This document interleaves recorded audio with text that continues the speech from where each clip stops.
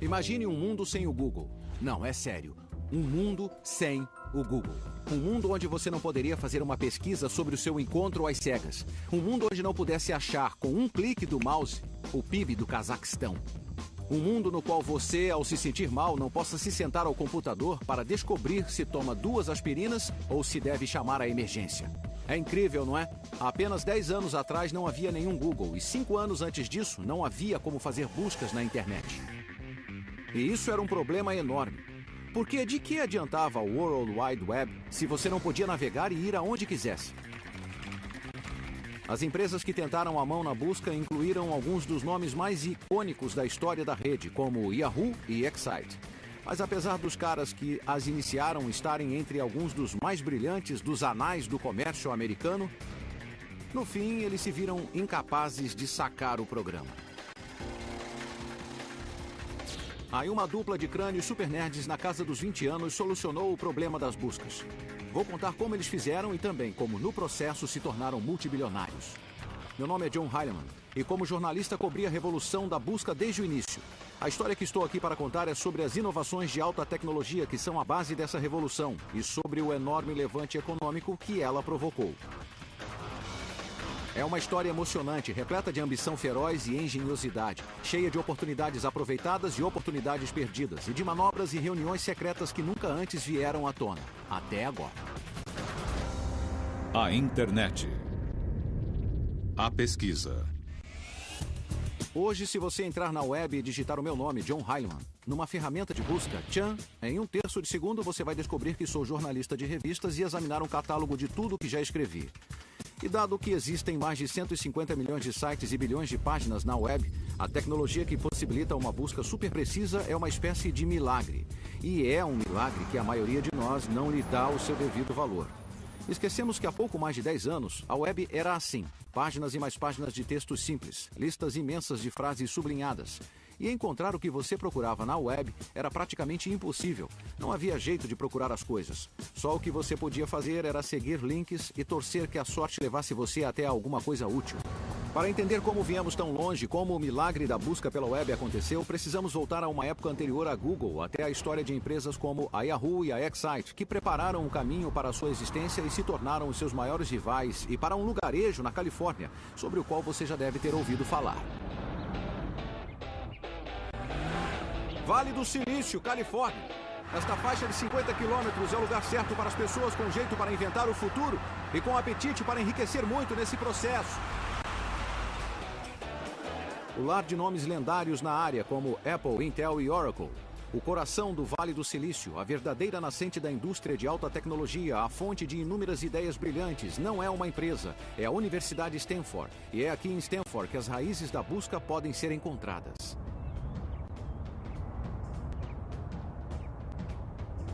Você deve estar achando que vou dizer que em algum laboratório por aqui, alguns estudantes que só tiram 10 e seu professor crânio estavam inventando algum chip de silício mega veloz ou algum enorme supercomputador e tomaram o vale de assalto. E havia, mas não estamos interessados neles.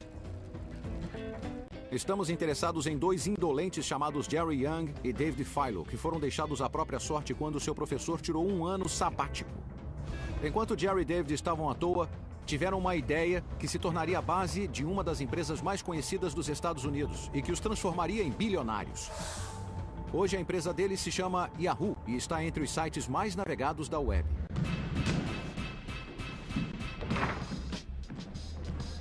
Tudo começou quando Jerry e David estavam tentando achar um jeito furtivo de usar a internet para ganhar um concurso da Liga de Basquete de Stanford.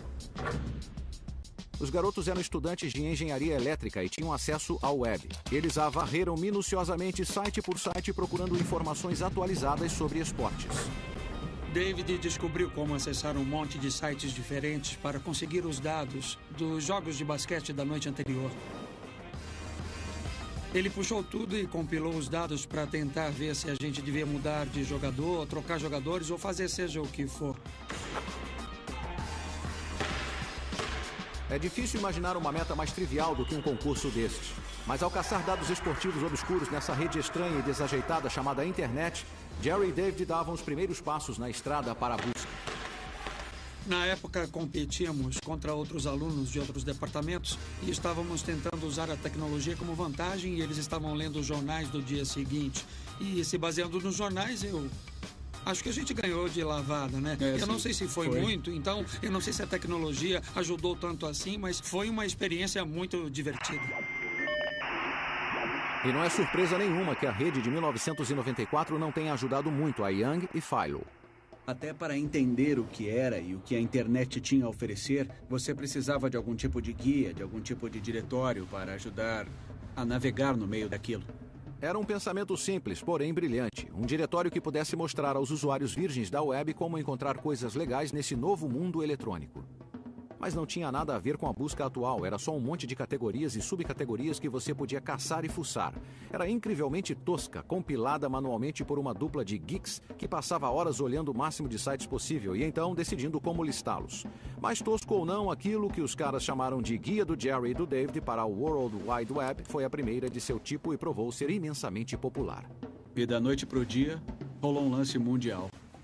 Milhões de usuários do mundo todo correram para o site. Os dois logo se tocaram de que precisavam de um nome mais curto, mais esperto, que grudasse, um que soasse mais, sabe, emocionante. A Yahoo era uma grande ideia, mas uma ótima ideia não basta para se tornar uma grande empresa. É preciso dinheiro, e muito. Mas como todos sabem, não há falta dele no Vale do Silício. E a maior parte vem destes prédios ao longo da Sand Hill Road, os escritórios de muitos investidores de risco lendários do Vale. Eu não sei o que esperava ver na primeira vez que vim a este lugar. Ruas pavimentadas com ouro, sei lá. Mas foi isso que encontrei. Um monte de edifícios baixos sem identificação, naquilo que parece um vilarejo alpino.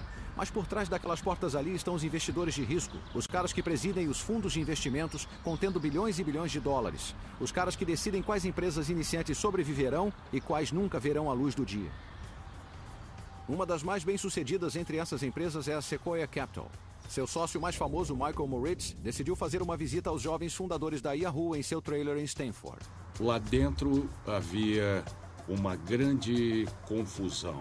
Aquilo era o pior pesadelo de toda mãe. Embalagens de pizza por todo lado, computadores e equipamento eletrônico espalhados aqui e ali, com as cortinas fechadas. A temperatura era de uns 30 graus. Era uma fossa séptica sufocante. Era uma zona. Havia muitos motivos para ficar cético em relação a fazer na Yahoo. Eram apenas 2 pessoas e o seu plano empresarial era, para ser generoso, nebuloso. Mas o que Moritz não podia ignorar era o potencial do diretório da web de Young e Philo. Nos parecia bem claro que qualquer um que estava oferecendo um serviço que servia de guia para todas essas coisas que de outro modo eram difíceis de desvendar, com o passar do tempo, oferecia o potencial de ocupar um terreno muito estratégico. Moritz investiu $2 milhões no site de Young e Philo, mas foi uma aposta baseada em pouco mais do que um palpite. Apesar de muitas visitas ao site da Yahoo Site, não era óbvio de onde viriam os lucros ou até mesmo a receita. Nós tínhamos uma empresa, tínhamos de achar um jeito de faturar com ela e àquela altura não tínhamos nenhuma receita. Na verdade, era pior do que isso. Na época, ninguém do planeta Terra tinha descoberto um jeito de ganhar dinheiro com a internet. Mas a Yahoo mudaria tudo isso e, ao fazê-lo, ajudaria a iniciar a corrida do ouro que logo tomaria a web. Em 2007, empresas de busca como a Yahoo e a Google geraram bilhões de dólares em receita e lucros, tornando-os a inveja de empreendedores em todo lugar. Mas em seu alvorecer, ninguém usava a web para negócios ou comércio. A ideia em si era considerada uma heresia e até mesmo malévola. Eu me lembro claramente das discussões enquanto a web tentava definir a sua cultura. Em meados da década de 90, o centro da cultura da web não era o Vale do Silício, mas aqui neste pequeno parque, no extremo sul de São Francisco. A revista Wired e a sua irmã online, a Hot Wired, foram lançadas. Eu trabalhava aqui na época e os argumentos a respeito da iminente comercialização da web eram ferozes e se resumiam a apenas uma palavra: publicidade. A publicidade dividiu a comunidade na web. De um lado estavam os investidores de risco e outros tipos financeiros que acreditavam que a internet era um novo meio e a mídia sempre fora sustentada pela publicidade. Sabe, havia uns 100 anos de história de mídia por trás dela que diziam: se você consegue reunir uma plateia grande em um lugar só, poderá vender publicidade a ela. Não era preciso muito mais inteligência do que aquela entre as orelhas de uma salamandra para sacar isso. Do outro lado estavam os utopistas da internet, pessoas que viam a web como um lugar que prometia liberdade. Não era um ambiente comercial. As pessoas não eram empresas. Era apenas um monte, em geral, de estudantes universitários, pesquisadores que faziam experimentos com essa coisa nova.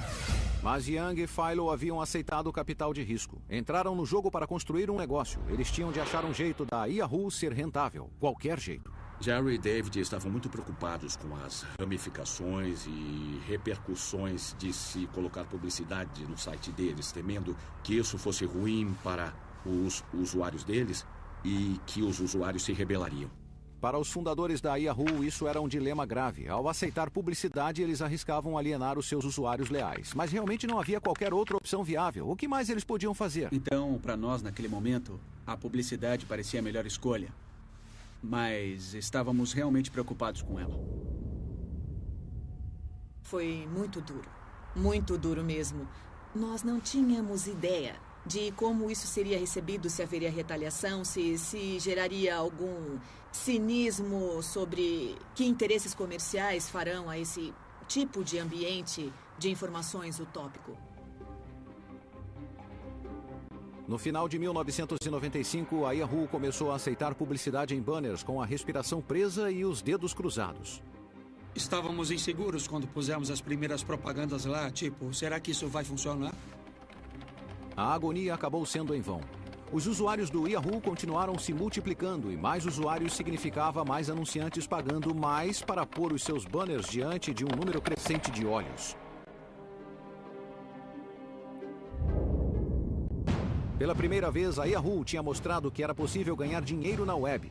Era um momento crucial na história e significava uma coisa: o surto da web tinha começado.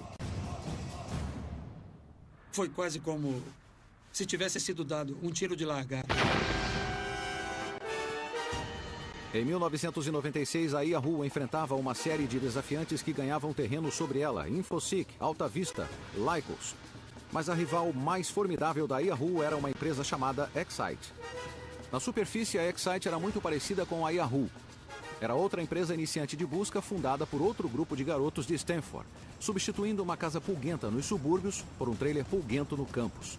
Mas a tecnologia que o site desenvolveu era consideravelmente mais sofisticada do que aquela desenvolvida pela Yahoo. Em vez de uma lista de sites compilados e divididos em categorias por seres humanos, o Excite era puro software.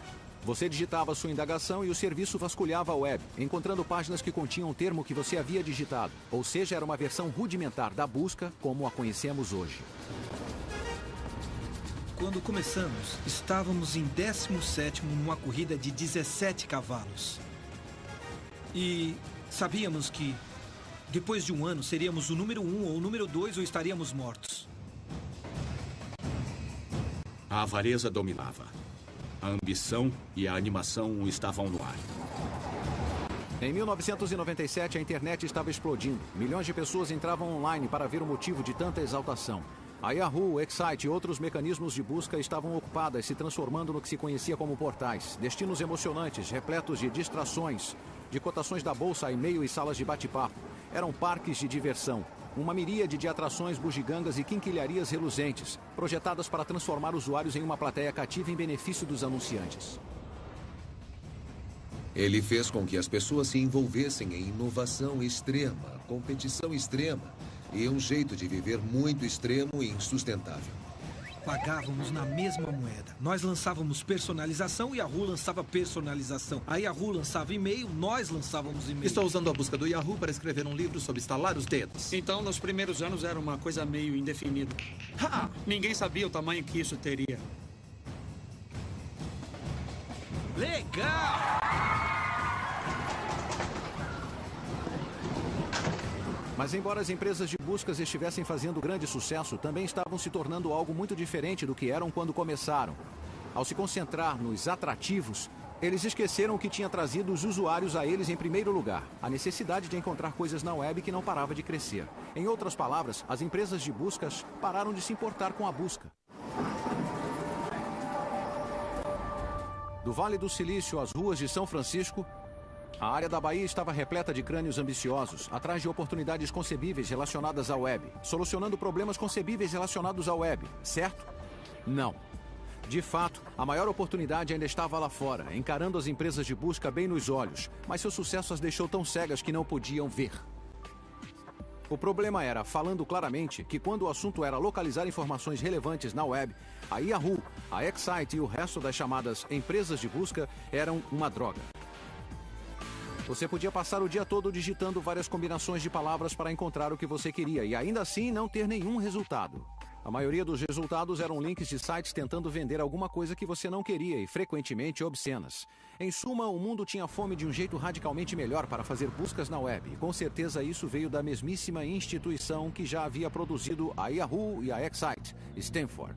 Mais uma vez, o nome da empresa era descaradamente pateta.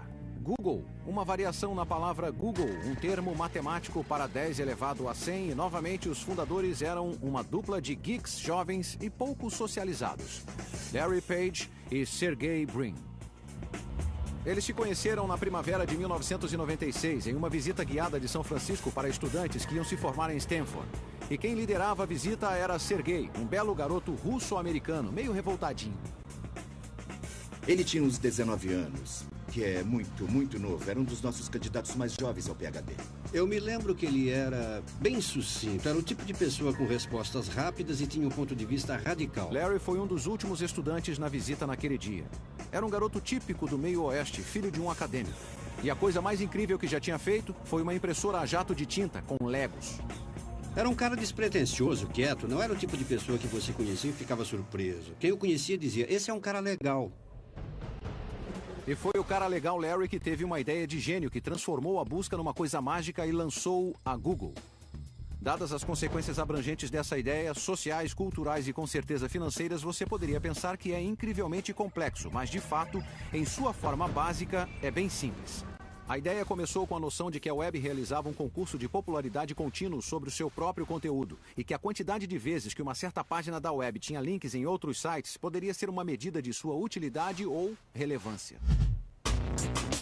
Page acreditava que um link de site para outro é uma espécie de recomendação. Ele e Brin construíram a ferramenta de busca da Google com base nessa convicção.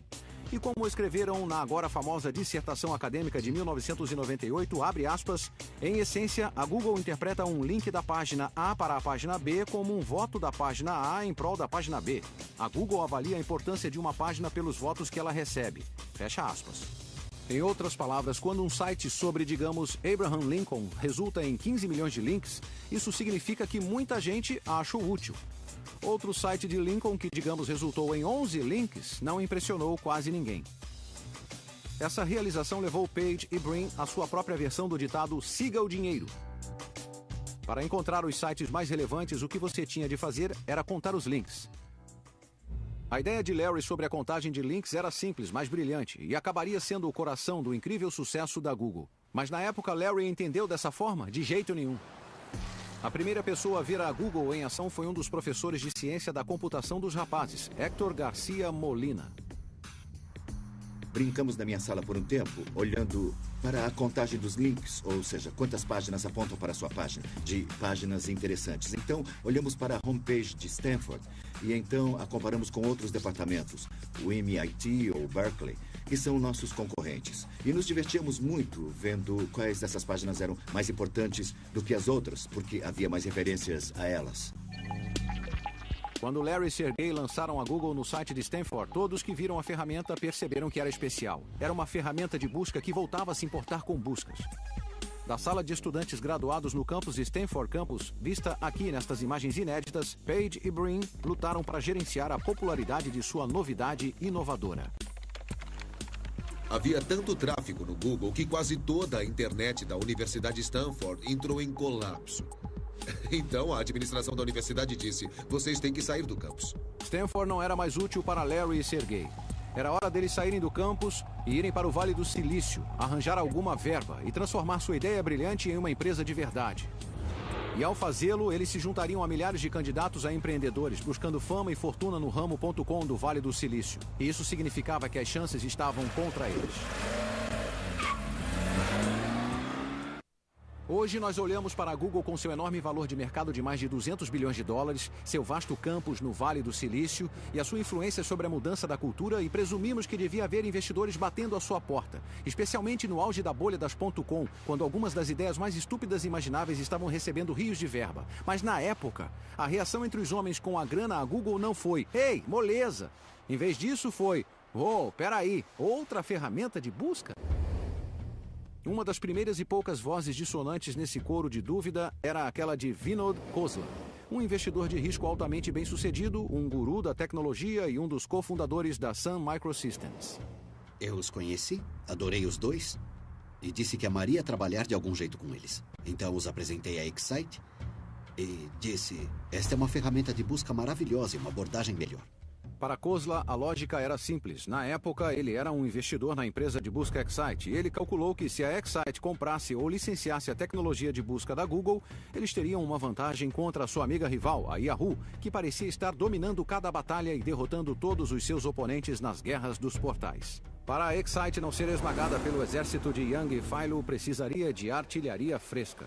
E como qualquer comandante militar diria a você, o segredo para vencer uma guerra é fazer as alianças certas. Agora, na esperança de fazer com que a Excite se juntasse à Google, Khosla arranjou uma reunião para o tecnologista-chefe da Excite, Graham Spencer, conhecer Larry e Sergey neste restaurante japonês. Os rapazes da Google vieram com a esperança de garantir a continuidade do projeto. Eles haviam feito um teste para demonstrar como os seus resultados de busca eram melhores do que os da Excite. E ligando os seus laptops, eles mostraram os resultados a Spencer. Spencer voltou e contou ao diretor da Excite, George Bell, sobre a tecnologia da Google, assim como Khosla. Eu vi muita resistência. Eles sempre voltavam dizendo que a busca era genérica, nós podemos fazer isso, somos quase tão bons quanto eles, não importa. E não era questão do preço, porque na época a Google era muito barata. Eles podiam tê-la comprado por cerca de $1 milhão e vale 100 bilhões de dólares hoje.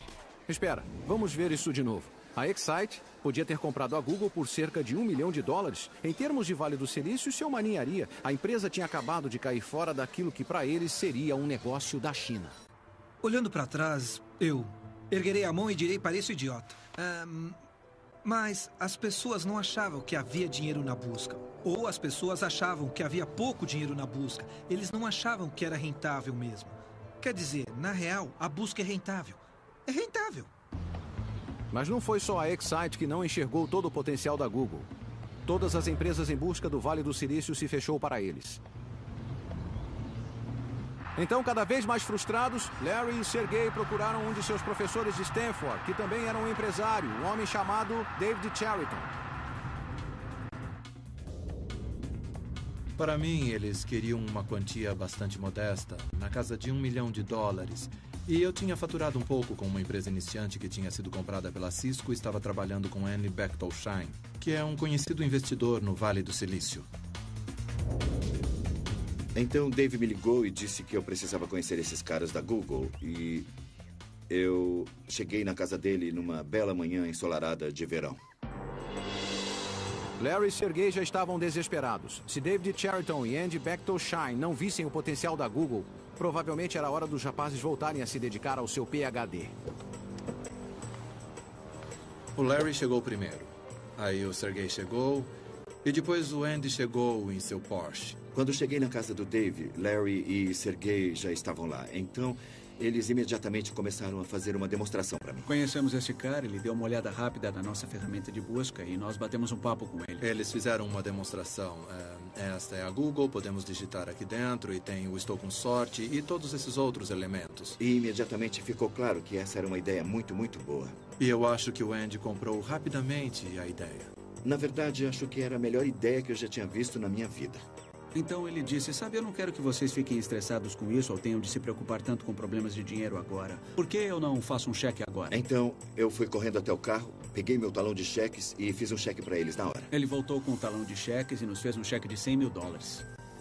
Para a Google $100 mil. Acho que o Sergey disse, nós nem temos uma conta no banco. E o Andy disse, bem, depositem quando tiverem uma. Eu acho que eu nunca tinha feito um cheque tão rápido assim, daquela maneira. Essa foi a única vez na minha vida. Vamos pensar nisso. Quantas pessoas você conhece que estariam dispostas a fazer um cheque de $100 mil na hora para um par de estudantes desleixados? Quer dizer, mesmo para um cara como Andy Bechtolsheim, que valia muitos milhões de dólares, a coisa toda parece meio doida. Mas é o tipo de coisa que acontece aqui no Vale do Silício. É por isso que chamavam os primeiros investidores de anjos. Eles estão no ramo de fazer pequenos milagres. Andy claramente estava botando muita fé neles, não só... não levando o seu dinheiro para o México, mas eles foram embora com um novo ânimo, segundo me lembro. Tipo, realmente podemos fazer isso. O investimento de Bechtolsheim foi seguido de cheques de um punhado de outros anjos, totalizando $1 milhão. $1 milhão deve ter parecido muito dinheiro para 2 alunos subsistindo basicamente de fast food. Mas como Larry e Sergey logo descobririam, $1 milhão era pouco no ano frutífero do Vale do Silício. Esse Clark Kent, meio magricela, é L. John Doerr, talvez o mais famoso e bem-sucedido investidor de risco do Vale do Silício. Ele já financiou a Sun, a Compaq, o Netscape e a Amazon.com, e oficialmente é o homem com toque de Midas. Então, praticamente inevitável que Page e Brin acabariam na porta de Doerr. Eles estavam tão convencidos de que a busca era uma coisa tão grande, tão importante, que ia crescer tanto que eu perguntei até onde. E Larry Page, totalmente sério, disse: bem, 10 bilhões em receita. Aí eu caí da minha cadeira. Eu tinha certeza de que eram empresários muito ambiciosos, com uma visão poderosa. Poucas coisas faziam o barco de John Doerr flutuar mais do que ambições grandiosas. E até naquela época, Page e Brin tinham ambições que fariam qualquer mortal corar. Eles queriam organizar literalmente todas as informações do mundo, torná-la buscável e universalmente acessível. Oh! No início de 1999, recebi um telefonema de John Doerr, que queria que eu fosse até seu escritório, que tinha uma coisa para me mostrar. Não fazia ideia do que ele estava falando, mas quando John Doerr chama, a gente atende. Doerr me sentou atrás de sua mesa e me disse que havia feito um investimento em uma empresa iniciante. Uma ferramenta de busca, imagine. Então ele se virou para o computador, abriu o navegador e me mostrou um site que eu não conhecia, google.com.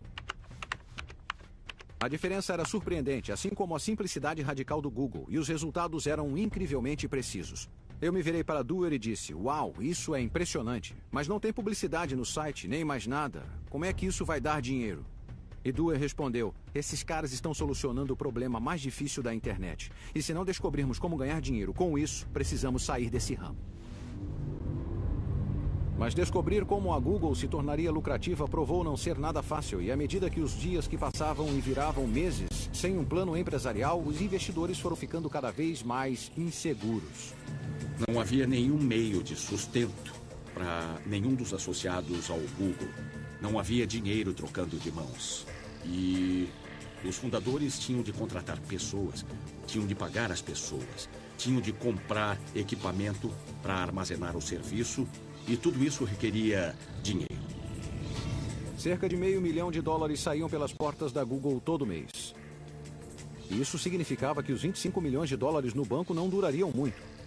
A solução óbvia era seguir os passos da Yahoo e da Excite e pôr banners de anúncios no site. Mas em uma de suas decisões mais corajosas e mais visionárias, Page e Brin se recusaram a seguir o caminho mais fácil.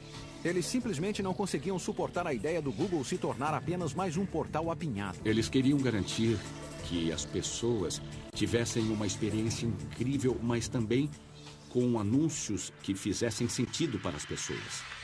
Page e Brin não eram contra a publicidade em si. Eles só queriam que fosse de uma maneira mais fácil e webificada. Mas eles não conseguiam pensar qual seria essa forma. Mas o tempo e o dinheiro estavam acabando, então na ação mais controversa da vida de sua jovem empresa, eles encontraram a solução para o seu problema de uma maneira típica do Vale do Silício.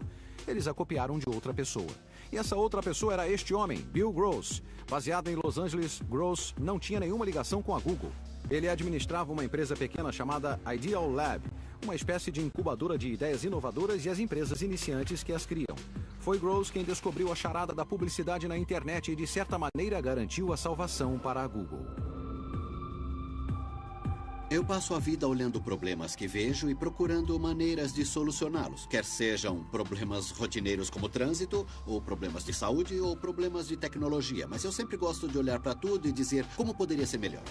No decorrer de sua carreira, Gross já tentou a mão em tudo, desde robôs a painéis solares. Mas no final da década de 90, a sua obsessão era a propaganda na web. Quando vi esse problema em particular, nessa empresa, enquanto as nossas empresas procuravam meios para anunciar de maneira mais eficaz, eu estava dizendo a mim mesmo como fazer isso melhor. O que é de errado com a maneira como estamos comprando a publicidade? Como gostaríamos que fosse? Olhando para trás, a ideia de Gross, assim como a contagem de page dos links, era brilhantemente simples. Começou com a percepção de que quando alguém digita uma indagação, não só está dizendo ao mundo o que lhe interessa, mas frequentemente diz ao mundo o que está interessado em comprar. Então, se eu digitar as palavras Bob, Dylan, estou dizendo resumidamente que estou curioso sobre ele, que eu talvez queira comprar o seu novo álbum. Agora pegue essa informação e todos os outros nomes de músicos que já digitei no Google e de repente você tem uma imagem detalhada de mim e sabe que sou fã de música. Uma informação de grande valor para o ramo fonográfico. E isso é em essência o que Bill Gross viu, e viu antes de qualquer um, que uma ferramenta de busca poderia ser, e provavelmente seria, uma das formas de pesquisa de mercado mais poderosas e eficazes do mundo. No jargão do ramo, os termos que você digita numa ferramenta de busca são chamadas palavras-chave, e Gross se deu conta de que poderiam valer uma fortuna. As palavras-chave são o futuro do setor. As palavras-chave são tão valiosas porque quando uma pessoa digita uma palavra-chave em uma ferramenta de busca, ela dá a você uma janela enorme sobre sua intenção naquele momento. E se você consegue fazê-la digitar várias palavras, isso não tem preço. Gross acreditava que podia vender palavras-chave aos anunciantes. A BMW, por exemplo, pagaria um bom dinheiro para garantir que cada vez que alguém digitasse a palavra carro em uma ferramenta de busca, um link para um site da BMW apareceria no topo dos resultados da busca. Mas até mesmo entre o pessoal da Gross, a ideia de pagar por isso parecia crassa, censurável. E para algumas pessoas nessa reunião, isso foi muito repulsivo. Havia algumas pessoas torcendo o nariz para a ideia e dizendo: você nunca vai se dar bem com isso. E eu disse: ora, é igualzinho as páginas amarelas. Pensem na utilidade das páginas amarelas. E eu deixei a reunião, voltei correndo ao meu escritório, peguei as páginas amarelas, levei de volta, coloquei na mesa e disse: vejam como isso é útil. Você procura uma coisa aqui, esses são anúncios pagos. E é isso que o cliente quer quando está procurando por encanador. Por que não fazemos isso numa ferramenta de busca? Seria útil. E a grande ideia acabou sendo uma busca feita como nas páginas amarelas. Gross finalmente persuadiu os céticos em sua empresa e em 1998 ele lançou um site baseado em palavras-chave e links patrocinados que acabou sendo conhecido como Overture. Foi um sucesso instantâneo. O diretor da empresa veio até mim e disse: estamos lidando com bilhões de microtransações. Somos maiores do que a companhia telefônica, até mesmo na quantidade de transações com que estamos lidando. E então me dei conta, isso é mesmo uma coisa grande. O que Gross não sabia era que no Vale do Silício ele estava sendo observado e que a Google acabaria vendo a ideia dele como a solução de seu dilema de projeto empresarial. Larry e Sergey aconteceram num site pequeno, o Overture, que estava crescendo bem com listagens patrocinadas.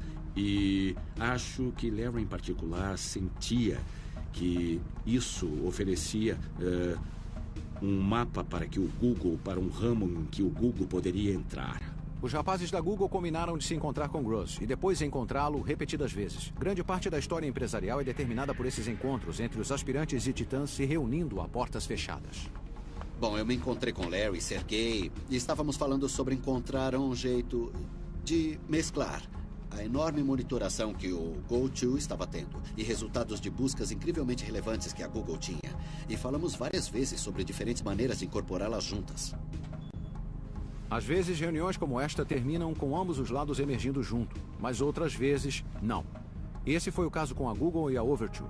E o que aconteceu exatamente ainda é um mistério. Mas o resultado foi bem claro. Primeiro, Larry e Sergey deixaram as conversações, sem fechar nenhum tipo de acordo. E então, pouco depois, a Google inaugurou um serviço chamado AdWords, que era incrivelmente semelhante ao da Overture. Parece suspeito? Pode apostar que sim. Gross processou a Google por essa semelhança e pela apropriação que sugeria. Mas finalmente os dois lados se entenderam fora dos tribunais. E uma coisa é certa, o acordo incluiu dinheiro bastante em ações da Google para manter Bill Gross extremamente feliz. Achamos que daria valor adicional, mas nunca pensamos que tivesse esse tipo de impacto e alcance e resultasse num plano empresarial online valioso. Mas adoramos que tenha acontecido. A Google incrementaria a ideia original de Gross de várias maneiras importantes, mas a principal era que separaria os anúncios dos chamados resultados de busca orgânicos. Dê uma olhada na página da Google que estamos tão familiarizados agora. Esta é a caixa branca onde você digita sua indagação. Aqui estão os resultados limpos gerados pelo algoritmo de relevância do Google. Então aqui em cima e à direita temos os anúncios, os links azuis patrocinados pelos quais as empresas pagaram. E é deles que a Google faturou bilhões em lucros nos últimos anos. Ficou claro que era uma experiência melhor para o usuário do que chegar num site que parecia a Rua 42 ou Times Square às 2 da madrugada, e eles acharam que seria melhor para os anunciantes também, porque resultaria em mais negócios para eles. E essa foi uma ideia maravilhosa, incrível e surpreendente no início de 2000. O que a Google tinha feito não foi apenas abrir um caminho na direção de seu sucesso comercial. Tinha criado as fundações para a astronômica decolagem da publicidade na internet em grande escala. De repente, com AdWords e serviços semelhantes da Microsoft e da Yahoo, qualquer um que quisesse pôr seus produtos online, da Toyota e do Citibank, até um pastor nas montanhas rurais vendendo tapetes de pele de bode, tinha à sua disposição um meio eficaz de chegar a um mercado global. O que nós agora entendemos é que esse foi o nascimento da economia na internet e a Google, o seu principal jogador. Em 19 de agosto de 2004, a Google abriu o seu capital colocando as suas ações à venda na Bolsa de Valores Nasdaq. Nos 5 anos anteriores, a empresa tinha ido de zero a incríveis 3 bilhões de dólares em receitas anuais e tinha se tornado um nome conhecido. A abertura da Google causou um frenesi de especulação e expectativa, especialmente entre aqueles que torciam para ela revitalizar um setor de tecnologia ainda se recuperando da queda das .com. No Vale do Silício, na época, havia um adesivo de carro muito comum onde se lia: "Por favor, nos deem só mais uma bolha". Mas a maneira como a Google conduziu a sua abertura causou a ira de muitos e naquele fatídico dia especulou-se que era um desastre esperando para acontecer. Eu me lembro daquela manhã, sentado em uma sala de reuniões com uma televisão e vendo pessoas na CNBC falando como essa abertura seria terrivelmente mal sucedida e como era improvável que isso desse certo. A controvérsia sobre a abertura do capital surgiu do fato de que a Google tinha optado por um nada convencional leilão para vender as suas ações e isso tinha alienado grande parte de Wall Street, que lucrava bastante com a maneira convencional de fazer negócios. A tentativa da Google despertar interesse de sua abertura na comunidade financeira rendeu críticas terríveis. Os executivos da empresa passaram a imagem de arrogantes e velados. A abertura do Google era o assunto da mídia financeira e havia muitas forças poderosas em Wall Street que acreditavam que não era assim que eles queriam que a oferta pública de ações fosse feita. Os grandes e poderosos de Wall Street estavam naquela sala de reuniões no prédio da Nasdaq em Times Square, assim como John Doerr, Eric Schmidt, Larry Page e eu. O clima estava pesado e a única coisa que o aliviou foi quando Larry plantou seu futuro traseiro bilionário em uma tigela de creme de leite.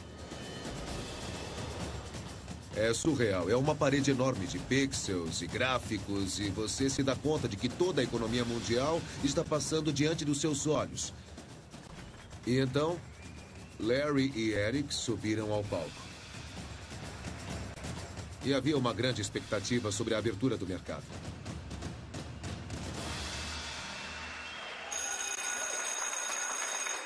E lá foram eles.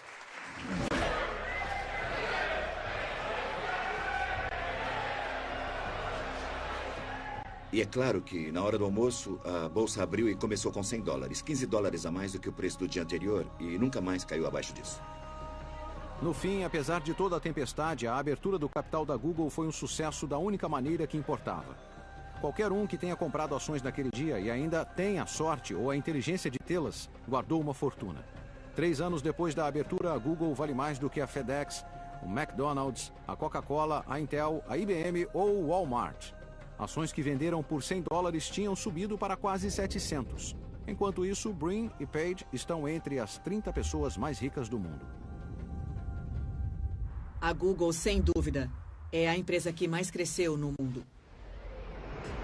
Apesar de estar na lista da Fortune 500, os fundadores da Google sempre lutaram para que a sua empresa não fosse percebida como mais uma empresa truculenta e gananciosa, como, digamos, a Microsoft em seu auge. O seu portentoso e altruísta lema corporativo é "Não seja mal". O seu campus remonta à era das .com sua comida gratuita, cadeiras saco e transporte Segway. Mas apesar de todos os atrativos simpáticos, a Google continua sendo uma grande máquina capitalista que continua a prosperar com o casamento de busca e publicidade que a empresa aperfeiçoou.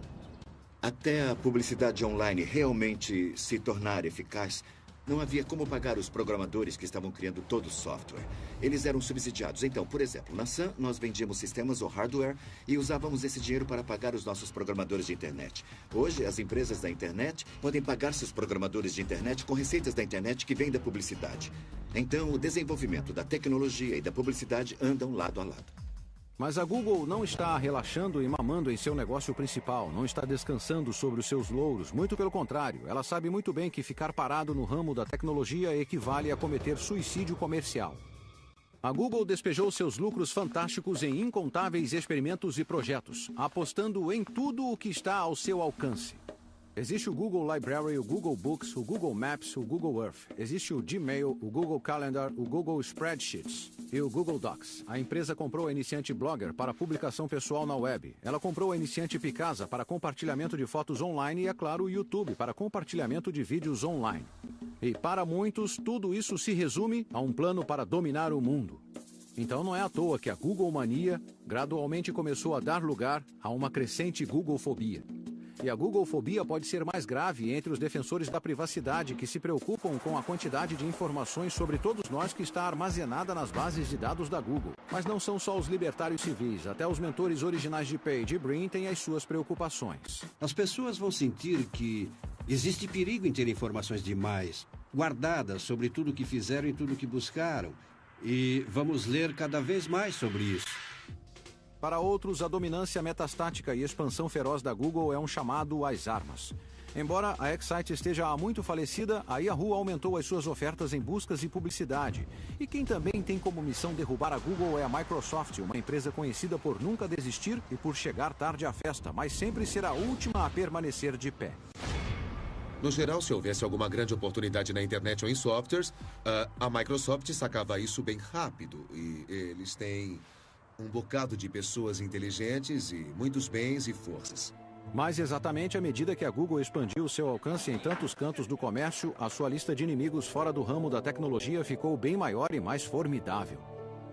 Da Viacom e a News Corporation, da Rupert Murdoch a editores de livros e, em breve, toda a indústria de telecomunicações. As forças que agora estão se reunindo contra a Google irão confrontar a empresa com desafios muito maiores do que qualquer outros que já enfrentaram. Para a Google continuar a sua ascensão meteórica, Larry, Sergey e o resto do pessoal da Google terão de ser ágeis, inovadores e incrivelmente criativos. A história da alta tecnologia nos ensina que toda empresa, não importa seu tamanho, finalmente acaba pondo o pé na jaca. E embora isso ainda não tenha acontecido à Google, é inevitável que aconteça. A Google foi mais longe e mais rápido do que qualquer outra empresa já foi. Mas suas maiores batalhas e o verdadeiro teste de resistência ainda estão por vir.